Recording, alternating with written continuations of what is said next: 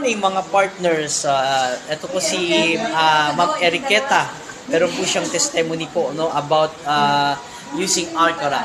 Okay? Ma'am, paki-share mo pa po yung experience mo sa paggamit mo ng Alcarat. Okay? Nung una, yung babo, mabigat-bigat kasi mayroong parang Bakirot? Parang gano'n? gano'n. Oo. Nung uminuman ko ng Alcarat, kumanggaan na siya. Okay, so ano na po naramdaman nyo? Daan na pakiramdam ko. Gano'ng katagal ang uminom na yung Isang Alcarat? linggo pa lang. Ay, isang linggo pa lang. Wow, in a short period of time. Pero gano'n na ho katagal po yung na-experience yung na sumasakit po yung namamanid yung paa nyo? Matagal na to. Gano'n katagal?